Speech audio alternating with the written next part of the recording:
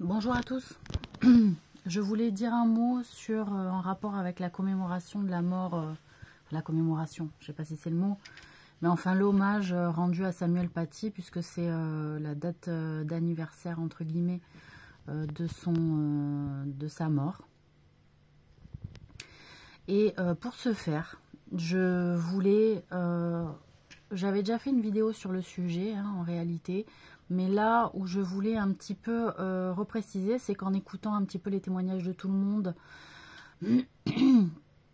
puisqu'il y a eu pas mal d'émissions qui ont été là-dessus, et sur l'enquête qui a été menée, et puis donc il y a aussi la nouvelle que les gens qui ont tué, qui ont assassiné Samuel Paty ont été déclarés coupables.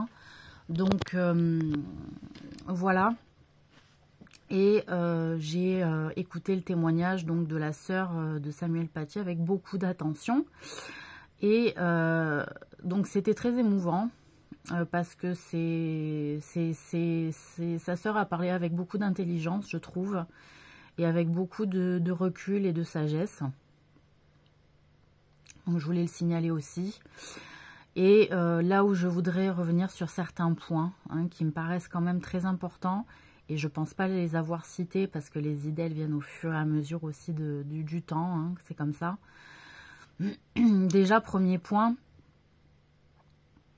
c'est je ne savais pas que Samuel Paty avait été désavoué de la part du représentant de la laïcité, donc à l'éducation nationale. Donc je l'ai appris, et qu'il avait été désavoué dans le sens où il n'avait pas forcément respecté le devoir de neutralité de l'enseignant, sachant que ce qu'il avait amené comme travaux était dans le programme. Donc c'est en contradiction avec ce qui est fait dans le programme peut-être, et le devoir de neutralité de l'éducation nationale. Donc on a vraiment une vision de la laïcité qui est un peu perdue, on est un peu tous paumés par rapport à ce que indique la France, les Français, la République, et en même temps la République, ce sont les vœux des Français. Je le rappelle que la souveraineté appartient au peuple. Au peuple. Et l'histoire de notre pays est fondée donc notamment sur le christianisme. Voilà. Mais qu'il y a une protection de la part de la laïcité pour toutes les croyances, qu'elles puissent vivre donc sans que les personnes en soient inquiétées. Je rappelle que au travers de la Déclaration des droits de l'homme 1789, c'était aussi une nécessité pour protéger le peuple juif et des pratiques rituelles juives. Donc voilà. Ce que j'aimerais dire déjà aussi, c'est qu'on ne peut pas demander le programme de l'éducation nationale qui met en avant une caricature qui avait déjà fait débat, qui avait déjà fait un attentat, soit soumis au regard des enfants, sachant qu'on pouvait se dire, bon, c'est bon, il y a eu un attentat, les gens ont été tués dans le journal, tout le monde est d'accord pour dire que ça ne se fait pas, donc on va pouvoir remettre cette caricature au goût du jour et pouvoir en parler plus librement.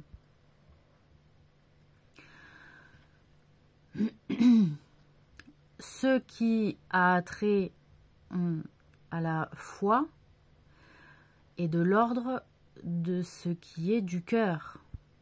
Et le cœur est un organe, et cela est relié notamment à toutes les parties du corps. Le cœur est assez central et il est relié aux viscères. La foi, c'est quand on l'a, réellement, c'est quelque chose qui est de l'ordre du viscère, viscéral. Et quand on est dans une situation où effectivement il y a eu des attentats, effectivement il y a une communauté qui est un peu mise de côté par rapport au reste des populations, de fait de leur culture religieuse, notamment notamment décrié dans les médias, qui a souvent été, beaucoup de Français aujourd'hui, sur les réseaux sociaux témoignent que quand même, il y a beaucoup de tort porté à la communauté islamique de France au travers des médias et des invitations, notamment, je la cite, la chaîne CNews, qui franchement ne s'en cache absolument pas et porte haut la voix de la désinvolture, d'un discours agressif envers la communauté islamique. De fait, quand on a des enfants qui sont confrontés à des parents où il y a des mères qui sont pris un peu à partie entre la religion et la vie civile et qui ne peuvent pas s'épanouir dans le travail comme elles le souhaiteraient, malgré peut-être aussi des diplômes. Quand on a des situations où la question du porc, pas du porc, du halal, pas du halal est régulièrement nommée. Et je souhaite quand même préciser que la communauté musulmane a voulu pousser un peu mémé dans les orties au travers de droits dans un pays qui n'est pas de culture islamique. Donc il ne faudrait pas non plus forcer la France à porter des valeurs islamiques au travers de leur système. Donc là, il faudrait que certains et certaines musulmans et musulmanes restent à leur place et se rappellent du hadith du prophète quand même, qui dit que, je ne peux pas le citer exactement parfaitement, mais qui dit que lorsqu'on est dans un pays qui n'est pas le nôtre et qui n'est pas de dogme musulman, on doit quand même faire un effort, que ce soit au travers du vêtement ou de la conduite et de la bienséance. Cela fait partie de la bienséance et de la politesse islamique, je le rappelle. Je le rappelle. Donc, il y a eu une forte période où les musulmans se sont sentis quand même brimés et montrés du doigt, alors que, bon, ils ne sont pas tous terroristes en fait, on n'est pas tous terroristes. Mais voilà, quand on met dans un programme scolaire, dans des petites classes en plus, c'était quoi le collège? Même pas le lycée. Quand c'est dans des petites classes où les gosses réagissent comme ça de manière viscérale, avec ce que vit peut-être le parent à la maison, etc., de la réalité, ça va pas. Il y a une mauvaise approche, Il y a une mauvaise approche du public, il y a une mauvaise connaissance du public même. Donc, c'est quand même triste de se dire qu'il faut en arriver là pour aller à tâtons, en fait. Aller à tâtons. Parce qu'en réalité, qu'est-ce que nous dit la laïcité aussi au travers de ce choix de pouvoir parler de tout à tout moment et n'importe quand et avec n'importe qui? C'est quelque part la croyance des gens, on s'en bat les couilles. Il faut pouvoir parler de tout à n'importe quel moment. C'est aussi une forme d'impolitesse. De toujours citer la laïcité et de toujours expliquer au monde que la foi est quand même moins importante que l'espace, puisque la laïcité en réalité elle crée un espace où seule la réglementation fait loi, pas la foi. Voilà. Et la réglementation et puis le rien aussi. Donc des gens qui se portent comme croyants, que ce soit des chrétiens, des juifs ou des musulmans, quand on élimine le fait religieux dans leur vie, cela peut se dire qu'on va arriver à cette notion effectivement de fraternité, d'égalité, de solidarité, et qu'on ne va pas se scinder, qu'on ne va pas se séparer en communauté, d'accord? Pour autant, il me semble que c'est un vœu improbable que de vouloir faire disparaître des communautés religieuses.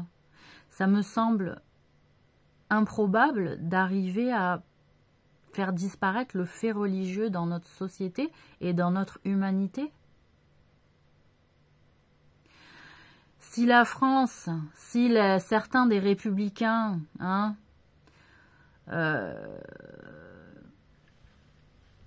qui s'enorgueillissent de prouver ou d'arriver à prouver au monde qu'ils vont arriver à créer un pays où le fait religieux disparaît,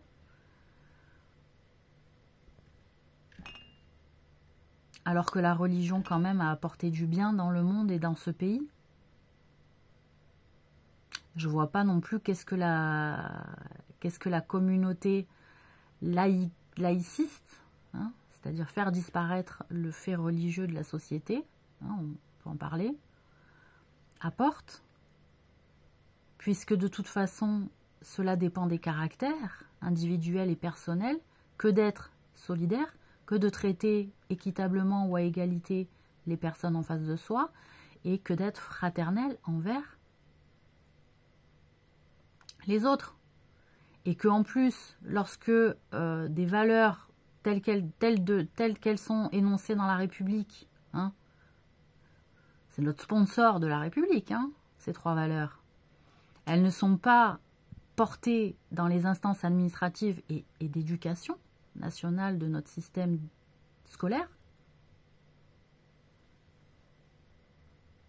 et que c'est la compétition, et que c'est souvent l'humiliation aussi, hein, des professeurs qui humilient certains gosses, puis après ça fait le harcèlement. Mais à quel moment on a envie de respecter ces principes-là, cette république-là, ce laïcisme, il n'a pas fait ses preuves, il s'impose, hein, il dégueule le fait de vouloir s'imposer, mais c'est quand même la religion aussi qui rappelle ces notions de fraternité, de solidarité et de traiter équitablement son prochain comme on se traite soi-même. Le laïcisme n'a pas pour vocation à remplacer les religions. En tout cas, c'est pas ce sur quoi les gens ont planché, hein, en créant la Révolution et en écrivant cette déclaration des droits de l'homme. S'il y a des personnes qui se sont immiscées dans le mouvement pour mieux détruire les religions en France, vous vous êtes gourés. Vous vous êtes gourés. Cela ne fait pas partie de la volonté du pays. Les gens avaient de la peine à l'époque que les Juifs étaient toujours mis de côté par rapport à leur religion. Et de fait, cela a lancé un mouvement. Et de fait, qu'est-ce qu'on a fait des Juifs qui sont rentrés dans le mouvement du citoyen, hein? On en a fait un génocide, on en a fait une Shoah.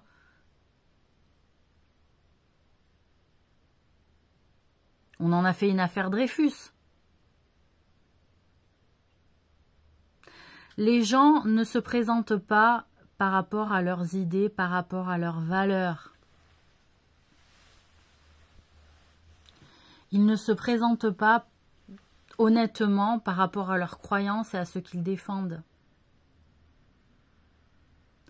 Encore une fois, il y a eu des caricatures de Jésus, plein. Et c'est vrai que on rit. Voilà. On a tendance, nous, à en rire. Voilà. Mais pour les musulmans, c'est interdit de rire de la situation de leur prophète. Cela leur est interdit. Il y a des choses qui ont été adoucies pour les chrétiens, qui ont été endurcies pour les musulmans. Voilà. Il y a eu des choses qui ont été adoucies pour le chrétien, hein, parce que d'abord le christianisme s'est porté à la faveur des juifs. Il y a beaucoup de juifs qui ont suivi Jésus, il faut le rappeler quand même. Mais que la question c'était pour les païens, hein, qui étaient habitués à manger du porc et à boire beaucoup et à pas se circoncire, cela a été allégé. Il faut s'en rappeler que c'était à la faveur des païens qu'il y a eu un adoucissement envers les chrétiens d'autorisation à manger du porc et à pas se circoncire. Parce que ce n'était absolument pas dans leur culture. Mais normalement, si on avait voulu bien faire les choses et rester dur dans la religion, vous ne devriez pas manger de porc non plus et vous devriez vous faire circoncire aussi, en réalité. Puisque ceux d'avant, ceux d'après le reconfirment, c'est que Dieu a été plus miséricordieux à votre faveur, hein, pour faire venir les païens dans l'universalisme de la religion, du monothéisme. Sinon, ils seraient encore dans leur polythéisme. D'accord? Non, mais je tiens à rappeler. Donc, voilà. C'est délicat aussi de parler de faits laïques à l'école, en plus au collège, mais avec une religion qui n'est pas celle de la France. C'est somme toute un peu provocateur. Voilà. Et que en le mettant dans le programme, vous mettiez en difficulté les professeurs. Les professeurs qui se retrouvent avec un fait social lié à une situation catastrophique où on en est arrivé à un attentat, au collège, bon sang. C'est trop jeune. C'est trop jeune. Et c'est là où l'éducation nationale doit se positionner et qu'il me semble que, je suis désolée, je rapporte ces paroles, peut-être qu'elle ne le souhaite pas, mais je le fais quand même, c'est que la sœur de Samuel Paty, je le répète, attend un retour de l'éducation nationale.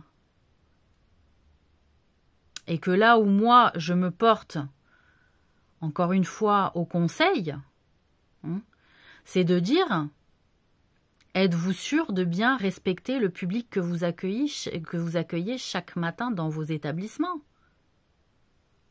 Qu'est-ce que vous voulez en faire de ce public-là, de jeunes? Qu'est-ce que vous attendez d'eux? Qu'est-ce qu'ils doivent aussi pouvoir attendre de l'éducation nationale aussi? Toutes ces questions-là, elles se posent, franchement.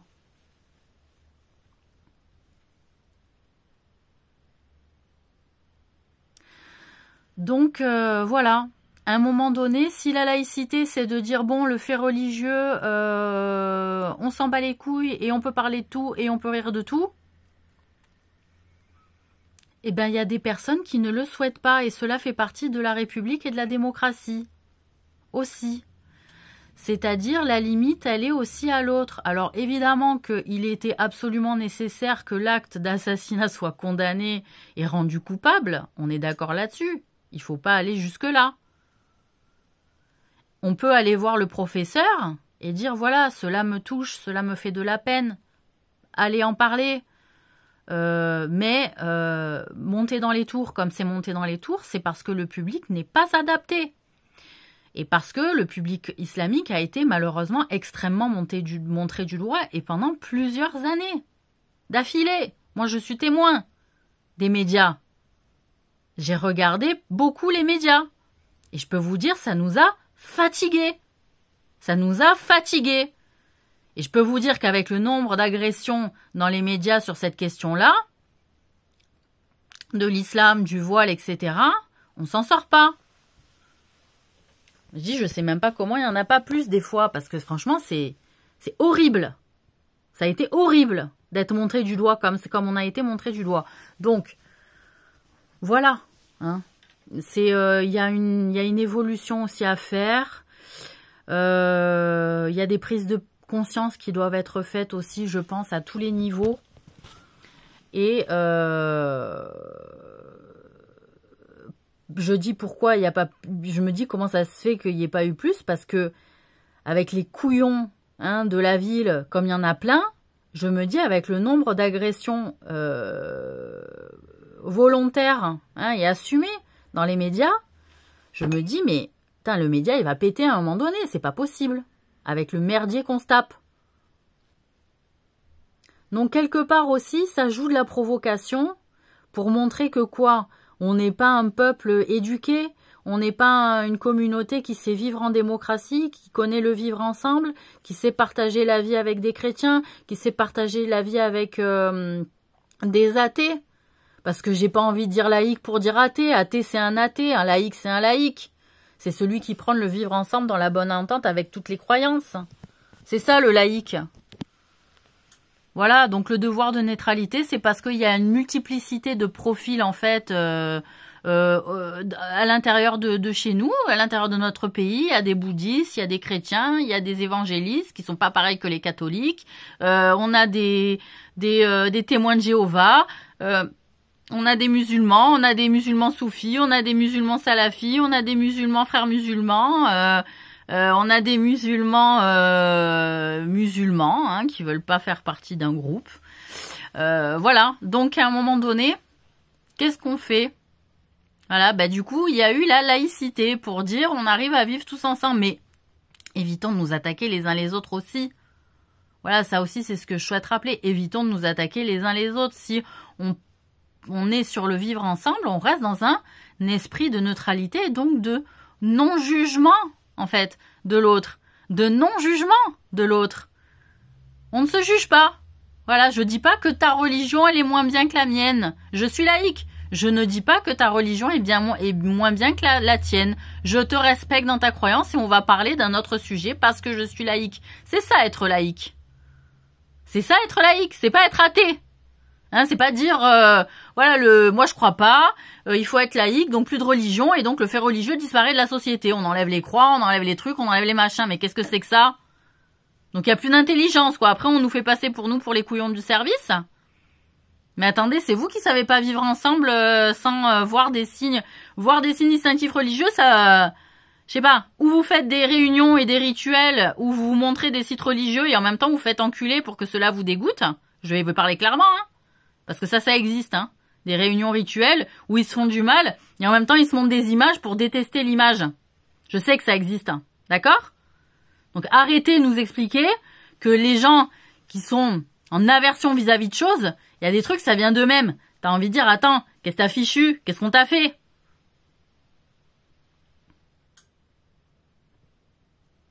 Voilà. Donc j'espère que vous comprenez. Hein, ce pourquoi je prends la parole aussi aujourd'hui et que je veux pas en rajouter une couche. C'est juste, j'aimerais bien qu'on redéfinisse un peu les contours de la laïcité et moi, comment je l'ai vécu, comment je la vis, en fait. Voilà. C'est-à-dire, il y a une neutralité, il y a un devoir de pas se juger dans notre système de croyance. Mais le problème, c'est qu'il y a des personnes qui sont là à expliquer au monde ton système de croyance, il est bidon. Ton système de croyance, il est débile. Mais à chacun son truc, à chacun sa vie, à chacun sa mission, à chacun ses croyances, à chacun son chemin. Hein, voilà, chacun sa route, chacun son chemin.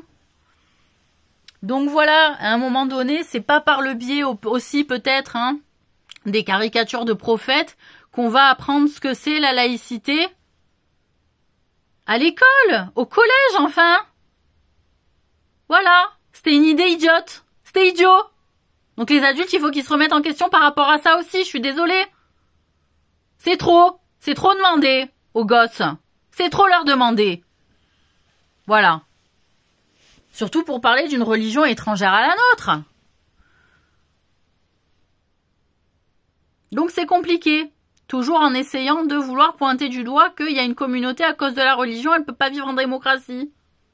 C'est ça que vous essayez d'expliquer. Parce qu'on est une religion un peu dure, on ne peut pas vivre en démocratie. Mais c'était la même question pour les juifs à l'époque. Et je parle de 1780. C'était la même question pour les juifs. Donc laissons le temps au temps. Sachant que, quand même, il y a beaucoup de pays musulmans qui vivent, je suis désolée de le dire, dans des démocraties. Hein, il y a des votes, il y a des urnes, hein, il y a des élections, il y a des changements de président. Ça marche comme chez nous.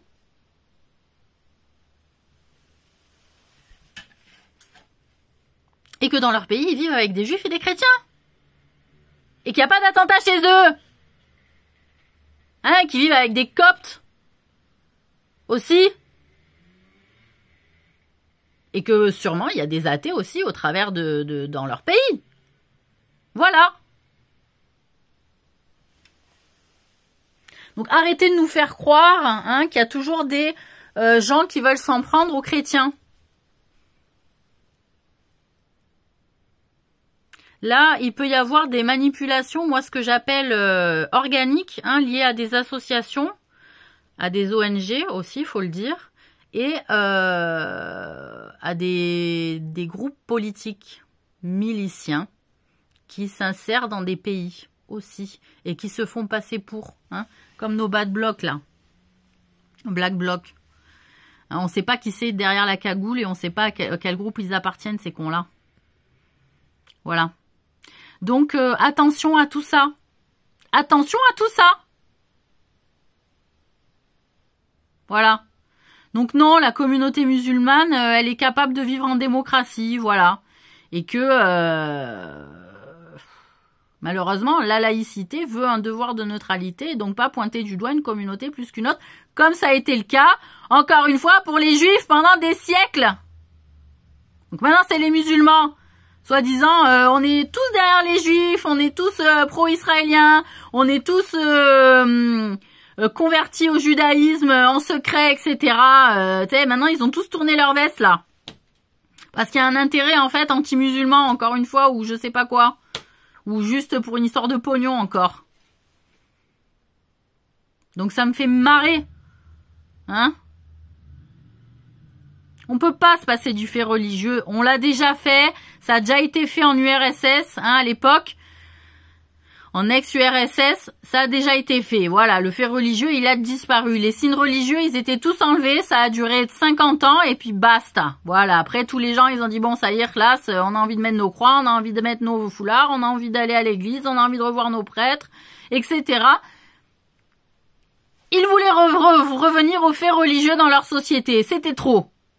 Mais ça a fait une transition, hein, l'ex-URSS, elle a fait une transition entre le tsarisme, d'accord, et le système démocratique, d'accord, par élection. Alors certes, Poutine, ça fait très longtemps qu'il y est, mais il a raison. Hein, parce qu'alors, au vu de l'état du monde, il faut quand même des gens qui tiennent les rênes longtemps. Hein, parce qu'il y a un jeu mauvais, hein, en géopolitique. Je suis pas pro-Poutine, hein. Mais je l'aime bien. Voilà. Je l'aime bien. Voilà. Je trouve qu'il respecte son peuple. Je trouve qu'il respecte son peuple. Voilà. Il respecte les Russes. Je sais pas. Je trouve qu'il respecte les Russes. C'est important pour moi, un gouvernant qui montre du respect envers sa population, en fait. Voilà. J'ai vu pas mal de témoignages sur les réseaux sociaux où, vraiment, les enfants sont pas en danger en Russie. On vit bien. Il y a une bonne, balance entre, l'achat et le mode de vie, enfin la croissance, quoi. Voilà. Donc la croissance et le respect de la population pour qu'il y ait un, comment on appelle ça, pouvoir d'achat. Voilà, il y a une bonne balance entre la qualité de vie et le pouvoir d'achat. Voilà, c'est ce que je voulais dire. Donc moi je respecte les gouvernants comme ça, quoi qu'on en dise, parce que quand on voit le bordel que c'est en Europe, qui sont tous là, Poutine il est méchant, Poutine il est méchant, mais quand on voit les gouvernants, comment ils prennent soin des pays européens, j'ai peur. Mais j'ai peur. Parce qu'on en a marre, en fait, on est malmenés ici. Donc elle est où la Waffen-SS encore cachée, là, qui doivent se faire des réunions, encore ceux-là? Ceux-là, je les aimais pas, hein. Autant la Wehrmacht, je pouvais l'encaisser, mais la Waffen-SS, je l'encaissais pas, celle-là. Voilà. Bon, sur ce, très bon. Je pense qu'il y a des nazis, ouais, qui sont toujours aux commandes, qui nous font chier en Europe, ouais. Voilà, vous voulez mon opinion, là, voilà.